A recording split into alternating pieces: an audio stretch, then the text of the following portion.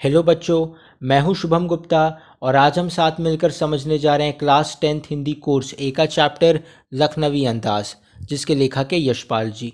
बच्चों, ये जो चैप्टर है ये एक कटाक्ष है, एक व्यंग्यात्मक कटाक्ष है, एक ह्यूमरस सटायर है। एकदम फनी वे में इन्होंने एक कटाक्ष किया है। कटाक्ष करने का या सटायर का क्या मतलब होता है कि आप किसी चीज़ को कॉन्ट्रडिक्ट कर रहे हैं, किसी चीज़ की कमियां आप सामने ला रहे हैं, है ना, लोगों के सामने और उस चीज़ के सामने भी। तो एक पाठ जो है ये कटाक्ष है समाज के एक वर्ग के ऊपर। जब आप पाठ के टाइटल को देखते हैं या चैप्टर के नाम को देखते हैं लखनवी अंदाज, तो इससे आपको पता चलता है पाठ का लखनऊ से कोई जुड़ाव होगा। बेशक है, लखनऊ उत्तर प्रदेश की ना सिर्फ राजधानी है बल्कि बहुत प्रमुख नगरी है। तो लखनवी अंदाज जो है ये लखनऊ के नवाबों के ऊपर है। क्योंकि लखनऊ के नवाब क्यों, ये मैं आपको चैप्टर में बताऊंगा। क्योंकि लखनऊ ही ऐसी नगरी है जिसे नवाबों की नगरी कहा जाता है। आज तो नहीं कहा जाता, पर अंग्रेज़ों के समय में और 20वीं या 19वीं शताब्दी में भी लखनऊ को नवाबों की नगरी कहा जाता है। और लेखक जो हैं यशपाल जी, उन्होंने ये जो कहानी लिखी है ये एक पर्सनल एक्सपीरियंस के बेस पे लिखी है। आप ऐसा कह सकते हैं कि उनके जीवन में निजी अनुभव जो उनका है, उनके साथ ऐसा कुछ हुआ और ये कहानी भी लखनऊ की है। ऐसा नहीं है कि कहानी कहीं और की है और क्योंकि लखनऊ को नवाबों की नगरी कहा जाता है इसलिए लखनवी अंदाज कह दिया। नहीं, लखनऊ को नवाबों की नगरी कहा जाता है और ये कहानी में जो घटना दिखाई गई है लेखक के द्वारा वो भी लखनऊ में हुई है। तो कहानी लखनऊ की है, लखनऊ नवाबों की नगरी है, इसलिए लखनवी अंदाज। और समझने की बात यह है कि जैसा मैंने कहा ये कहानी एक कटाक्ष है समाज के ऐसे वर्ग के ऊपर जो अपनी झूठी शान और शौकत के लिए कुछ भी करने के लिए तैयार है। यानी कि अंदर से बिल्कुल थके हुए हैं, फटी हुई हालत है, लेकिन फिर भी दूसरों को दिखाने के लिए, दूसरों के सामने अच्छा बनने के लिए अगर खुद का नुकसान भी हो फिर भी कर लेंगे। कोई चीज़ बर्बाद भी हो रही हो खुद की तो भी कर लेंगे, है ना। जैसे मैं नहीं जानता आपको शायद याद होगा कि नहीं, शायद 9th में एक चैप्टर था आपको प्रेमचंद के फटे जूते। तो उस जूते उस कहानी में भी यही है कि प्रेमचंद जी जो है उनका जूता सिर्फ ऊपर से फटा हुआ है थोड़ा सा, और जो बाकी लोग हैं जो उनके जूते को देखकर हंस रहे हैं उनका जूता नीचे से फटा हुआ है। जब आपका जूता ऊपर अंगूठे के साइड से फटा हो तब ठीक है, धूल मिट्टी अंदर जाएगी। पर जब आपके जूते का सोल फटा हो, जूते नीचे तलवे से फटे हो, तब क्या होगा? जब आप चलेंगे तो ज़मीन रगड़ेगी, पाँव छिलेंगे, खून निकलेगा, दर्द होगा। लेकिन ऐसे लोग, इनको दर्द हो रहा है अंदर से, लेकिन इन्हें अपने दर्द की नहीं पड़ी है, इन्हें पड़ी है कि मेरा जूता ऊपर से तो चमक रहा है ना। तो ये पैसे खर्च करेंगे पॉलिश खरीदने में, कपड़ा खरीदने में, ब्रश खरीदने में, कि ऊपर से जूते को चमकाए कि कोई दूर से देखेगा या पास से भी देखेगा तो जूते का ऊपरी हिस्सा ही दिखता है, जूते का सोल या तलवा तो नहीं दिखता। ऊपर से जूता चमकेगा, लोग अरे सोचेंगे वाह नया जूता लिया, है ना, जूता कितना चमक रहा है, लोग तारीफ करेंगे। किंतु वास्तविकता क्या है? अंदर से इनकी हालत बहुत ख़राब है। तो ये वही पैसे खर्च करके अंदर से या जूते का सोल या तलवा नहीं सिलवाएंगे, ये सिर्फ दिखावा दिखावा करेंगे। ये कहानी यशपाल जी की ऐसे लोगों के ऊपर ही है। ये कहानी जब आप पढ़ेंगे, बहुत लोग जब पढ़ते हैं या आपके टीचर्स पढ़ाते हैं तो आपको सुन के लगता है अरे ये कहानी सिर्फ लखनऊ के नवाबों के ऊपर है, यह समाज के एक वर्ग के ऊपर है, सोसाइटी के एक पार्ट के ऊपर है, एक पर्टिकुलर कम्युनिटी के ऊपर है, समुदाय के ऊपर है। नहीं, ये कहानी जो है हर किसी के ऊपर है, मेरे ऊपर भी है ना। एक लखनवी नवाब मेरे अंदर भी हो सकता है। मैंने भी कभी कभी झूठी शान और शौकत के लिए अपना नुकसान कराया होगा, लेकिन फिर भी मैंने वो काम किया होगा क्योंकि इससे मेरा मान बढ़ रहा है। आपने भी किया होगा। और साथ ही साथ ये कहानी उन लोगों के ऊपर भी है, लेखक जैसे लोगों के ऊपर भी, जो अपने आत्मसम्मान को सब कुछ मानते हैं। कि मतलब होता है ना कई बार कि आप कहीं गए, आपको किसी ने कोई खाने की चीज़ ऑफ़र की, भले ही मुँह से पानी आ रहा है, लार टपक रही है, भूख लग रही है ना, लेकिन फिर भी मतलब आसपास का माहौल देखेंगे, नीति अनीति का विचार करेंगे, अपने आत्मसम्मान का विचार करेंगे, सेल्फ रिस्पेक्ट का। लूँ तो कहीं ये तो नहीं समझेगा कि मैं लालची हूँ, दिया फट से और चट से मैंने खाना ले लिया, है ना। तो आत्मसम्मान का विचार करना, नीति अनीति का विचार करना और फिर ये सब सोच करके निर्णय लेना, ऐसे लोगों के ऊपर भी ये कहानी है। तो ये कहानी में दो कमाल के तरह के लोग हैं और दोनों लोगों के बारे में मैंने आपको बताया। इसके लेखक यशपाल जी हैं। यशपाल जी के बारे में आपको ज़्यादा याद नहीं रखना है। दो महत्वपूर्ण बात, बचपन में ही इनका जुड़ाव जो है ये इनके साथ रह चुका है, भगत सिंह और सुखदेव जैसे लोगों के साथ। तो ये स्वतंत्रता कुल नहीं कह सकते, युग के लेखक हैं। इनका जन्म 1903 में हुआ और निधन भी जल्दी हो गया 1975 नहीं 76 में, है ना। तो ये यशपाल जी हैं। अब कहानी पे आते हैं सीधा। कहानी किस बारे में है, और यशपाल जी के बारे में एक इम्पॉर्टेंट बात आपको पता होनी चाहिए कि इनकी सारी रचनाएं मध्यम वर्गीय लोगों के लिए है, मिडिल क्लास लोगों के लिए, है ना। जैसे फॉर एग्जांपल प्रेमचंद जी की जो रचनाएं हैं, बेटा जो बता रहा हूँ इंपॉर्टेंट है, सुन लो, है ना। ये मत सोचो कि यार सर लेखक का तो कुछ आता ही नहीं है। अरे रचना तो समझ में आनी चाहिए ना। मैं स्टोरी बता दूंगा, और अभी अगर मैं जो तुम्हें पॉइंट बता रहा हूँ और इसके बाद मैं तुम्हें स्टोरी बताऊंगा तो तुम रिलेट कर पाओगे कि हाँ क्या हुआ क्या नहीं हुआ, स्टोरी बेहतर तरीके से समझ में आएगी। डायरेक्ट स्टोरी पे मत घुसो, सुनो थोड़ी देर। कहना मैं ये चाहता हूँ कि कटाक्ष तो है ये कहानी, साथ ही साथ यशपाल जी का उनका जो लेखन की जो कला है या उनका जो राइटिंग स्टाइल है वो ऐसा है कि ये हमेशा मध्यम वर्गीय लोगों के बारे में कहानियाँ लिखते हैं, है ना। मध्यम वर्गीय लोग यानी कि क्या, मिडिल क्लास लोगों के बारे में। यानी कि प्रेमचंद जी एक लेखक हैं जिन्होंने अपनी कहानियाँ लिखी है, मतलब समाज के ऐसे लोगों के बारे में भी जो किसान हैं या खेती करते हैं या फिर दुकान लगाते हैं, बहुत गरीब लोगों के बारे में। वहाँ से लेकर के नवाबों राजाओं के बारे में भी उन्होंने कहानियाँ लिखी है। पर ये जो यशपाल जी है, इन्होंने हमेशा अपना स्तर मेंटेन करके रखा, अपना लेवल मेंटेन करके रखा। हमेशा इन्होंने समाज के मध्यम वर्ग या मिडिल क्लास लोगों के ऊपर कहानियाँ लिखी। अब यशपाल जी ने लखनवी अंदाज क्यों लिखी, ये साबित करने के लिए कि बिना कथ्य की कहानी नहीं लिखी जा सकती। चलो ये तो मैंने बता दिया, समझाऊंगा कब। कथ्य यानी कि क्या और कहानी यानी कि क्या। कहानी तो हमें पता है स्टोरी को कहा जाता है, कथ्य यानी कि क्या, है ना। बिना कथ्य के कहानी नहीं लिखी जा सकती, ये साबित करने के लिए उनके पास एक पॉइंट था, प्रूफ करने के लिए लोगों को। तो कथ्य यानी कि क्या, कथ्य यानी कि थीम, सिंपल वर्ड्स में। थीम यानी कि क्या, कहानी किस बारे में है ना। कहानी किस बारे में है, या कहानी किसी बारे में तो होनी चाहिए ना। गरीबी के बारे में है, बेरोजगारी के बारे में है, या फिर राजनीति के बारे में है, या फिर प्यार के बारे में है, किसी चीज़ के बारे में तो कहानी होनी चाहिए। लेकिन उस समय ये उनको क्यों साबित करना पड़ा, जैसे मैंने आपको बताया ये स्वतंत्रता युग के लेखक है ना। और मैं आपको ये भी बता दूं कि लेखक जो है वो सिर्फ कहानी कविताएं नहीं लिखता, लेखक रचनाएं लिखता है। और रचना में सिर्फ कहानी और कविता आती है, छंद और दोहे आते हैं नहीं। कहानी में संगीत आ सकता है, छोटे छोटे नारे आ सकते हैं, जैसे इनकलाब जिंदाबाद, है ना, वंदे मातरम, ये सब ऐसी रचनाएं ही हैं। ये सब भी तो रचना ही है ना। रचना यानी कि क्या, क्रिएशन। क्या नारे क्रिएट नहीं किए जाते, तो नारे गाने, है ना, देशभक्ति, ये सब भी रचनाएं ही हैं। तो उनको ये साबित इसलिए करना पड़ा क्योंकि हिंदी साहित्य में एक ऐसा युग आया जब लोगों को ऐसा भी लगता था कि नहीं यार, मतलब कहानी का कोई थीम नहीं है फिर भी आप कहानी लिख सकते हैं। ऐसे लोगों को गलत साबित करने के लिए, और ये कहूँ तो ऐसे लोगों को सच्चाई दिखाने के लिए इन्होंने ये कहानी लिखी है ना। लखनवी अंदाज, बिना कथ्य के कहानी नहीं लिखी जा सकती, कि कोई तो थीम होना चाहिए ना। कोई थीम तो होना चाहिए, कहानी किस बारे में। अगर आपको ये नहीं पता कि आपकी कहानी किस बारे में, तो आप कहानी लिख ही नहीं सकते। हालांकि इस कहानी को एक स्वतंत्र रचना के रूप में पढ़ा जा सकता है। और यशपाल ने इस कहानी में पतनशील सामंती वर्ग, पतनशील यानी कि क्या, पतन होने का मतलब होता है डिटोरेट होना, यानी कि गिरना एक तरह से, है ना। जैसे अगर कोई कहेगा कि इस साम्राज्य का पतन हो रहा है या इस एम्पायर का पतन हो रहा है, यानी कि स्टेजेस में धीरे धीरे करके ये साम्राज्य बर्बाद हो रहा है, इसको हम कहते हैं पतन होना, है ना। पतनशील यानी कि क्या, सामंती वर्ग यानी कि क्या, ऐसा वर्ग जो समाज से हट करके है ना। समाज में चाहे कोई भी वर्ग हो, उसका पतन या उसका डिस्ट्रक्शन तो कभी ना कभी होना ही है ना। एक समय था जब रोमन एम्पायर बहुत फेमस था, आज नहीं है। अलेक्जेंडर द ग्रेट का उनका साम्राज्य आज नहीं है। जंगिस खान का साम्राज्य जो कि सबसे बड़ा था वो आज नहीं है ना। तो हर साम्राज्य का पतन होना ही है, हर समाज के वर्ग का पतन होना ही है। तो ये पतनशील शब्द ऐसे ही है, इस पर ध्यान मत दीजिए। सामंती वर्ग यानी कि क्या, यानी कि समाज से हट करके जो अपने आप को दिखाते हैं, है ना, जो वास्तविकता से बेखबर एक बनावटी जीवन शैली जीते हैं। बनावटी जैसा मैंने आपको बताया था, झूठी शानो शौकत के लिए। और आज भी ऐसी परजीवी संस्कृति को देखा जा सकता है, आज के लोगों में भी ये देखा जा सकता है।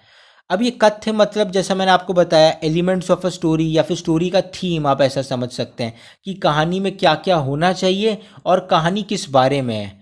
ठीक है, और जैसा मैंने आप बताया आपको ये कहानी लखनऊ के नवाबों के ऊपर है। अब चलिए मेन कहानी पे आते हैं। लखनऊ जो है जैसा मैंने बताया उसे नवाबों की नगरी कहा जाता है।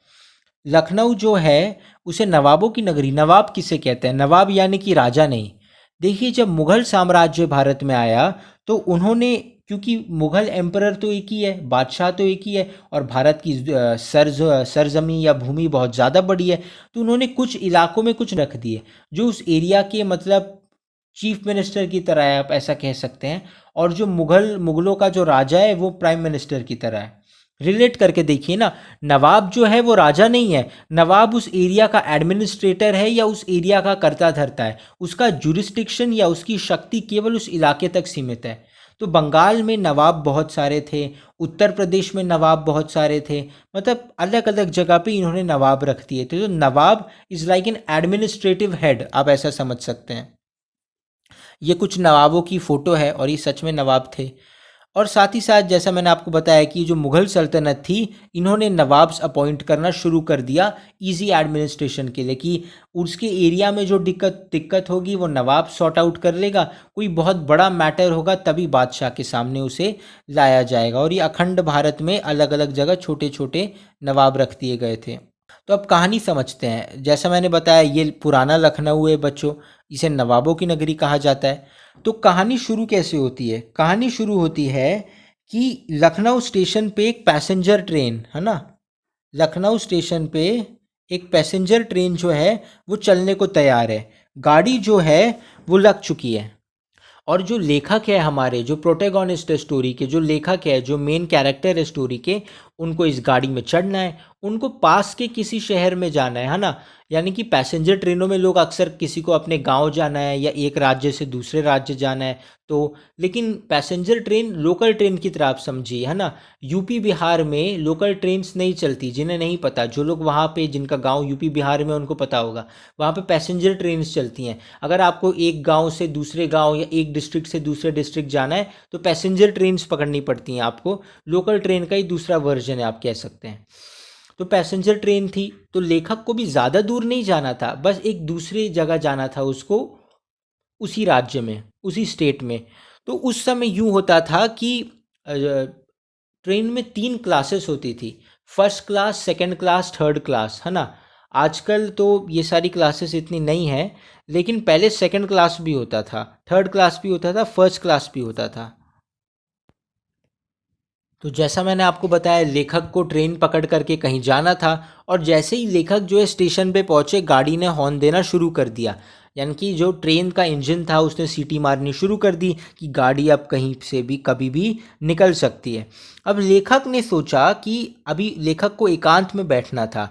हाँ, first class, second class, third class मैंने आपको जैसे बताया, फर्स्ट क्लास यानी कि बहुत महंगा, बहुत अच्छी सर्विसेज है ट्रेन के अंदर, सेकंड क्लास उससे थोड़ा सस्ता है, और थर्ड क्लास एकदम आम लोगों के लिए बहुत ही सस्ता है ना।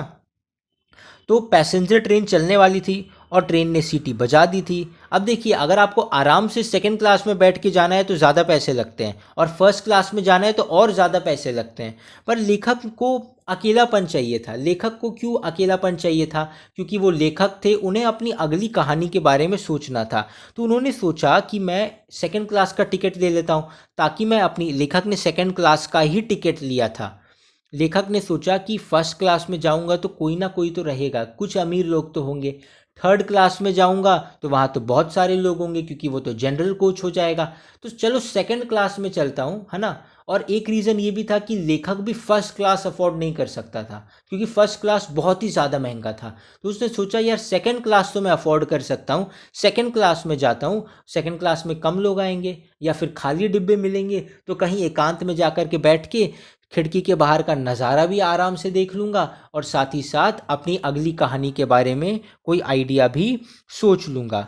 और जैसा मैंने आपको बताया कि लेखक ने ये सोचा, और फिर उसने सेकंड क्लास या द्वितीय श्रेणी के लिए टिकट लेना शुरू कर दिया। अब जैसे ही लेखक ने टिकट लिया, गाड़ी ने फिर सीटी दी और गाड़ी अब आगे बढ़ने वाली है। तो लेखक ने, और एक और चीज़, उस समय प्रायर रिजर्वेशंस नहीं होते थे, कि जैसे अगर आपको लोकल ट्रेन से कहीं जाना है मुंबई में या फिर दिल्ली में, आप जहाँ पर भी रहते हैं, अगर आपको शॉर्ट डिस्टेंस ट्रैवल करना है तो आपको 3-4 महीने पहले टिकट लेने की ज़रूरत नहीं है ना। अगर आपको कहीं इंटर स्टेट ट्रैवल करना है तो बात अलग है। तो लेखक को भी पास में ही जाना था, गाड़ी ने फिर सीटी दे दी थी, तो लेखक ने फटाफट क्या किया, सेकंड क्लास का या द्वितीय श्रेणी का टिकट लिया और वो फट से बोगी में जा कर के चढ़ गए।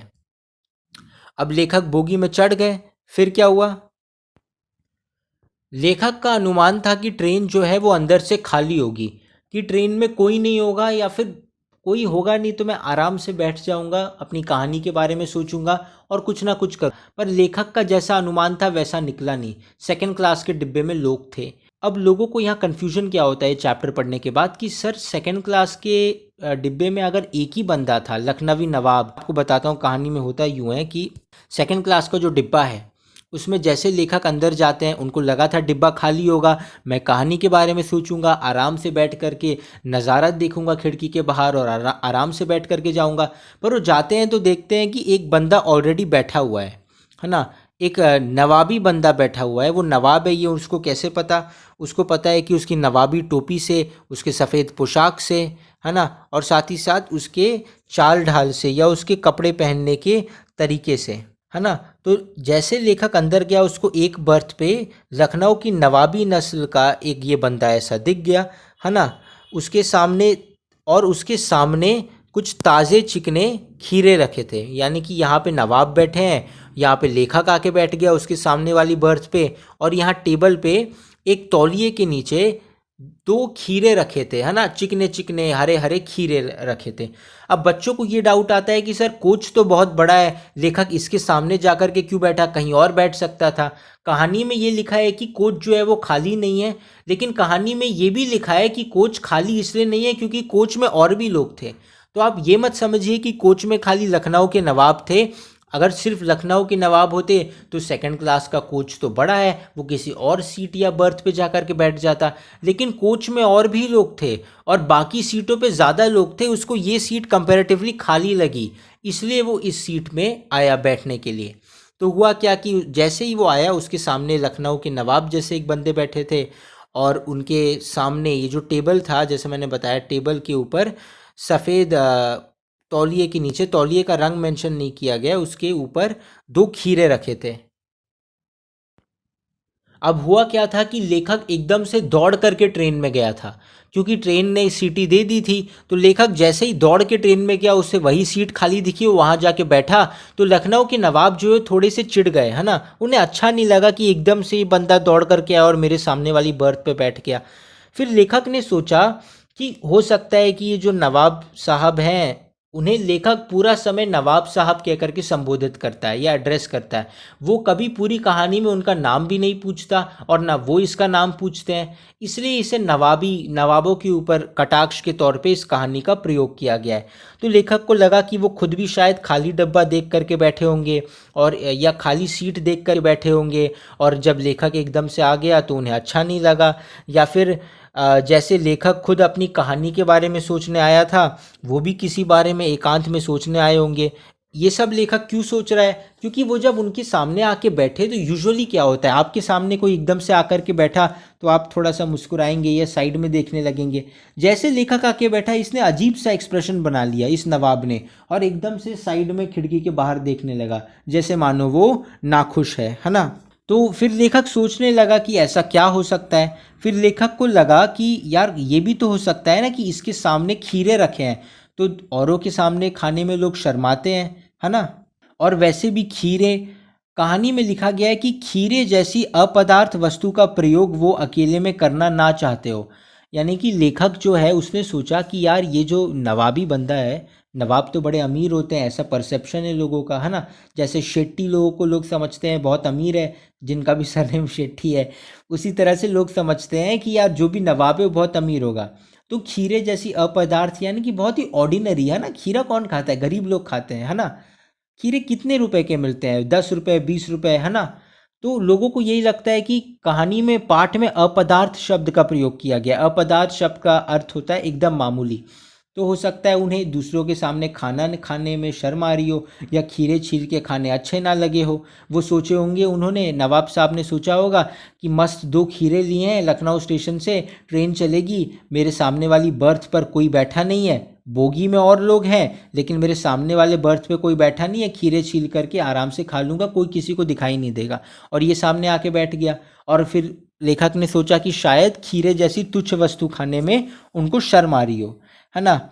फिर लेखक उनके सामने आकर के बैठ गया और अपना आसन जमा चुका था। तो लेखक भी उनकी तकलीफ़ के बारे में सोचने लगा कि अरे अरे क्या हुआ, मतलब क्यों ये ऐसा कर रहे हैं, है ना। तो जैसा मैंने आपको बताया, 2-3 रीज़न्स लेखक ने सोचे। एक रीज़न तो ये था कि शायद उन्हें वो खुद खाली डिब्बा या खाली बर्थ देख करके बैठे होंगे, या फिर उनको कोई आइडिया सोचना होगा कहानी वहानी के लिए, या फिर खीरा खाना होगा। तो कहानी यहाँ तक पहुँचती है। और लेखक को ये भी लगता है कि नवाब साहब जो हैं, उन्हें थोड़ी शर्म आ रही होगी कि मतलब मैं तो नवाब हूँ, या फिर मेरा जो लेखक तो उन्हें नवाब ही मानता था। उन्होंने पूछा नहीं आप नवाब है क्या, उन्होंने खाली लेखक ने खाली देखा इसका कॉस्ट्यूम तो नवाब जैसा है। तो लेखक को लगा, हो सकता है नवाब साहब को लग रहा होगा कि मैं तो नवाब हूँ और मैं नवाब होकर के ये खीरा खाऊं। खीरा यानी कि इसे बहुत तुच्छ समझा गया है, खीरा तो गरीब लोग खाते हैं ऐसे सेंस में, कि मैं तो बहुत अमीर हूँ, मैं खीरा खाऊं इसके सामने, ये मुझे अच्छा नहीं लगेगा। पूरे पाठ में लेखक को सफ़ेद पोश यानी कि शिक्षित और सभ्य व्यक्ति, तो सफ़ेद पोश के नाम से संबोधित किया गया है ना।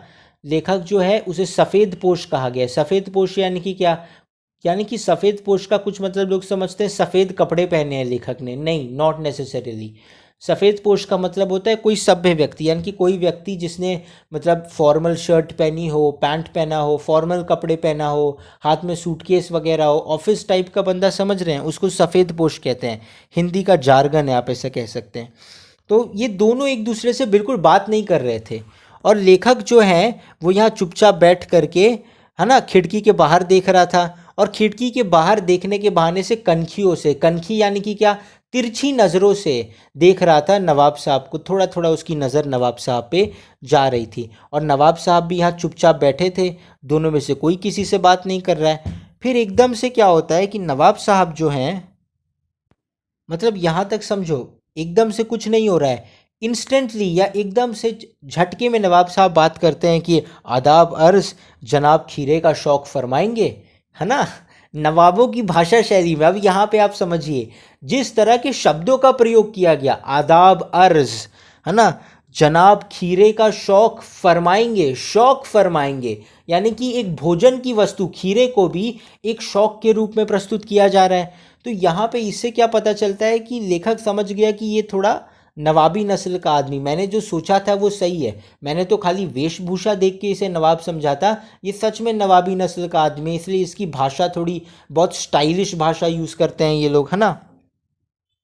तो ये सारी चीज़ें तो थी। तो एकदम से इन्होंने बात की तो लेखक भी चौंक गया कि यार ये एकदम से उनको, मतलब लेखक को उनका काइंड ऑफ सडन रिएक्शन अच्छा नहीं लगा कि एकदम से ये बात कर रहे हैं। और लेखक को ऐसा लगा कि ये नवाब साहब यूं ही पूछ रहे हैं फॉर्मेलिटी निभाने के लिए, कि पहले तो मेरा अचानक आना और इनके सामने बैठना इनको अच्छा नहीं लगा, इसलिए पहले कोई बातचीत हुई नहीं, ये ऐसे ही मुंह बना के देखते रहे। सामने एक खीरे पड़े हुए थे लेकिन फिर भी नहीं पूछा कि ले लूं, और अभी ऐसे ही फॉर्मेलिटी के लिए, ऐसे ही नाम के लिए बोल रहे हैं कि यार और बताओ खाओगे क्या। तो लेखक ने उत्तर दिया कि शुक्रिया, किबला शौक़ फरमाए। अब लेखक ने इनकी भाषा देखी, शौक़ फरमाएंगे, आदाब अर्ज़। तो लेखक है, उसकी भी हिंदी की लैंग्वेज बहुत स्ट्रॉन्ग, हिंदी लैंग्वेज पे कमांड बहुत स्ट्रॉन्ग है। उसने भी कह दिया कि हाँ किबला शौक़ फरमाएंगे। किबला यानी कि किबला एक आदरणीय शब्द है, जो उर्दू का शब्द है, जो इस्तेमाल किया जाता है। जैसे हम कहते हैं ना कि आप, वैसे वो किबला कहते हैं, आप ऐसा समझ सकते हैं। फिर लेखक के मन में यही सारी बातें चल रही थी। उसने सोचा कि यार ऐसा थोड़ी है तुम मेरे को दोगे और मैं ऐसे ही ले लूँगा, है ना। आपने हमें कुछ दिया और मैं आम लोगों की तरह ले लूँ, नहीं नहीं, हमेशा अपने मान सम्मान का भी तो ख्याल रखना है ना। लेखक ने यही सोचा और इसलिए उसने मना कर दिया। फिर नवाब साहब ने फिर खिड़की के बाहर देखना शुरू कर दिया, मानो उन्होंने थोड़ी देर कुछ सोचा, खिड़की के बाहर देख रहे थे। और फिर उन्होंने अचानक से पूछा कि उन्होंने फिर से पूछा कि खीरे, नहीं, उन्होंने फिर से पूछा नहीं। नवाब साहब अब खिड़की के बाहर देख रहे थे और अचानक उन्होंने सीट के नीचे से लोटा निकाला। तो जिस सीट पे बैठे थे, जिस बर्थ पर बैठे थे, उसके नीचे से उन्होंने लोटा निकाला और दोनों खीरों को लोटे के पानी से खिड़की के बाहर धो लिया और धो करके खीरों को पोंछ लिया। अब खीरों को पोंछने के बाद नवाब साहब ने अपने जेब से एक चाकू निकाला और वहीं ट्रेन में बैठ कर के वो खीरे को छीलने लगे। और पाठ में ये भी इस्तेमाल किया गया है कि खीरे को छीलते हुए उन्होंने गोद से झाग निकाला। गोद से झाग निकाला यानी कि क्या? गोद यानी कि सिर, है ना? यानी कि उस उन्होंने जब भी आप खीरा काटते हैं तो उसके दोनों सिरे काट देते हैं, ऊपर आगे का हिस्सा और पीछे का हिस्सा। और क्या होता है कि खीरे में कड़वापन ना हो, इसीलिए हम क्या करते हैं कि उसके ऊपर के सिरे को जहाँ से हमने काटा उसको थोड़ा दबाते हैं उंगली से, ताकि जो कड़वापन है, याद रखिए खीरे का कड़वापन हमेशा उसके निचले स्तर में होता है, निचले सिरे में होता है। तो आप उसके नीचे के हिस्से को दबाएंगे तो कड़वा रस जो है वो सब निकल जाता है थोड़ा बहुत। आम का पस हम जैसे निकालते हैं थोड़ा सा, वैसे खीरे का कड़वा रस निकाला जाता है। तो उससे क्या होता है कि खीरे का कड़वापन जो है वो खत्म हो जाता है। तो बच्चों यहाँ तक आपको समझ में आया? फिर क्या हुआ कहानी में? फिर लेखक सोचने लगा कि अरे हाँ, ये तो वही खीरे हैं जो लखनऊ के स्टेशन पर मिलते हैं। याद रखिए, जो लेखक है वो भी लखनऊ स्टेशन पे आया था ट्रेन पकड़ने। जैसे ही वो लखनऊ स्टेशन पे पहुंचा, ट्रेन लग चुकी थी, सीटी देने वाली थी, इसलिए उसने फटाफट टिकट लिए और वो ट्रेन में चढ़ गया। तो जब वो लखनऊ स्टेशन में आया है, ट्रेन में चढ़ रहा है, तो हो सकता है उसने भी स्टेशन पे रेडी वाले को देखा होगा खीरे बेचते हुए, है ना? तो बहुत लोग जो हैं जो लखनऊ स्टेशन पे खीरे बेचते हैं, है ना? उसमें मस्त नमक मसाला मिर्च डाल के मिर्च नहीं, पर जीरा वगैरह, काली मिर्च वगैरह डाल करके देते हैं, ताकि लोग जो हैं उनका आनंद ले सके। तो लखनऊ स्टेशन पे बड़ा फेमस है। आज भी आप लखनऊ या उत्तर प्रदेश जाने का आपको सौभाग्य मिलता है तो आप वहाँ ज़रूर जाइएगा। तो होता क्या है कि जिस तरह से वो जो थे अपने नवाब साहब जो थे, वो जैसे खीरों को छील रहे थे और छीलने के बाद अपनी जेब से वो एक छोटी पुड़िया निकालते हैं। उस पुड़िया में क्या होता है? जीरा, नमक और लाल मिर्ची सब मिलाया होता है। तो उसके बाद वो एक एक करके खीरे को छील के काट देते हैं, खीरे की फाँके काट देते हैं, है ना? ऐसे करके खीरे को काटते हैं, छीलते हैं, उसके बाद उसकी फाँके काट देते हैं। फाँके यानी कि क्या? एक खीरे का आधा कर देना, है ना? खीरे को एज इट इज़ नहीं खाते, जब आप उसको बीच से काटते हैं तो उसका एक सेगमेंट जो है उसे फाँक कहते हैं। एक फाँक, दो फाँक। तो खीरे के, किसी भी खीरे के दो फाँक होते हैं। तो उसको काट करके उसके ऊपर ये मसाला लगा देते हैं।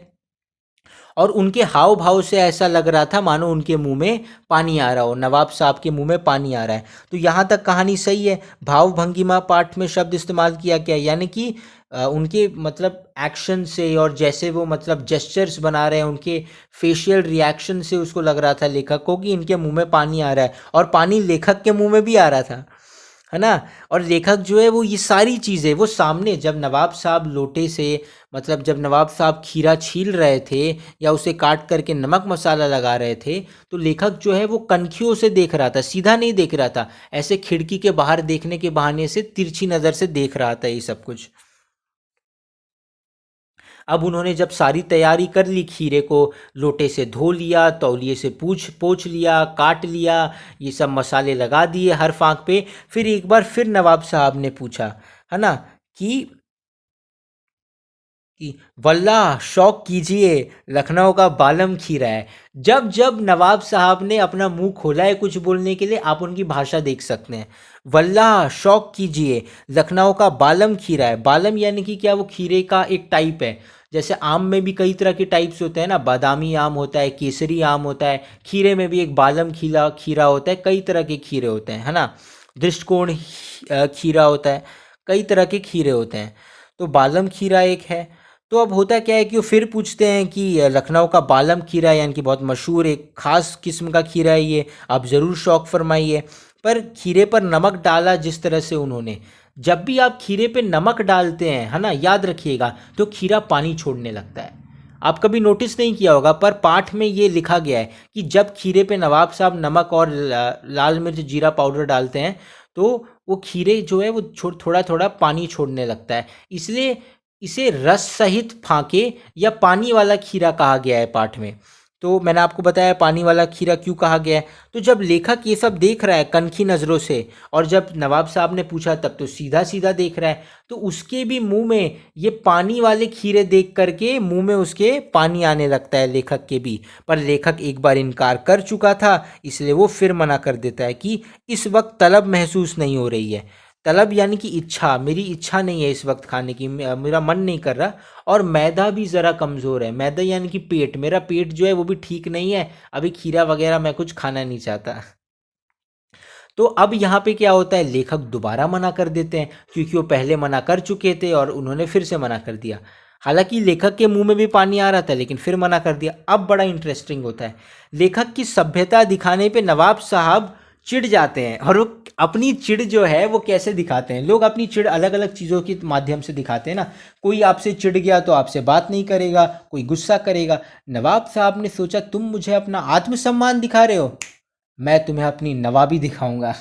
तो नवाब साहब ये सारी चीज़ें कर रहे थे। और फिर हुआ क्या कि नवाब साहब ने एक एक करके खीरे को उठाया, जो उन्होंने खीरा काटा था, मस्त नमक मसाला लगाया था, खीरे की फाकों को उठाया और उसको सूंघने लगे, है ना। मतलब उसको होठों के बहुत करीब तक ले गए, पर उसे खाया नहीं, मुंह में नहीं डाला, नाक से सूंघने लगे जैसे कि। और जब सूंघा तो उनकी आंखें बंद हो गई, थूक की घोट उन्होंने, मतलब मुंह में पानी घोटा कि उन्हें मतलब वाकई उसका स्वाद आ गया, कि सिर्फ सूंघने से कि अरे वाह ये कितना टेस्टी है। तो लेखक को लगा हाँ यार मज़ा लेके खा रहा है, कोई बात नहीं, इसके खीरे हैं, इसका नमक था, खाने दो जैसे खाना है, सूंघ के खाए या चाट के खाए। मतलब ये पाठ में नहीं लिखा है, ठीक है। तो होता ये है कि ये सूंघते हैं खीरा, थूक घोटते हैं, लेखक अभी भी कनखियों से देख रहा है कि ये करना क्या चाहते हैं। उसे लगेगा हाँ कि अब ये खीरा मुंह में डालेंगे, लेकिन वो करते क्या है कि उसे खिड़की के बाहर फेंक देते हैं। यहाँ पे आप देखिए, मैं इमेज जूम इन करता हूँ, है ना। ये खीरे की फाक सूंघ रहे हैं और अब उसे खिड़की से बाहर फेंक देंगे। तो ये एक एक करके खीरे की एक एक फाक, एक एक हिस्सा उठाते हैं। फाक यानी कि क्या, जब भी आप खीरे को बीच से काटते हैं तो दो हिस्सों में हो जाता है, तो उसके एक हिस्से को एक फाक बोलते हैं, दूसरे को दो फाक बोलते हैं, है ना। कोई भी खीरा दो फाकों में होता है, एक दो लिखना ज़रूरी नहीं है। फाक यानी कि एक हिस्सा खीरे का। तो वो फाकों को सूंघ सूंघ करके फेंक देते हैं। मतलब गाड़ी चल रही है, ट्रेन की खिड़की से सीधा बाहर फेंक दिया। और फिर ये सब करने के बाद उन्होंने तौलिए से हाथ पोंछा, तौलिए से मुंह भी पोंछा, कि मानो अभी अभी सच में कुछ खाया हुआ है ना।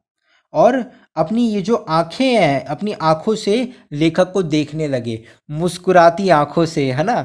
और मानो आंखों ही आंखों में लेखक से कह रहे हैं, देखा तुम अपना आत्मसम्मान हमें दिखा रहे थे, ये देखो मैं तुम्हें कुछ देखने लायक दिखाता हूँ।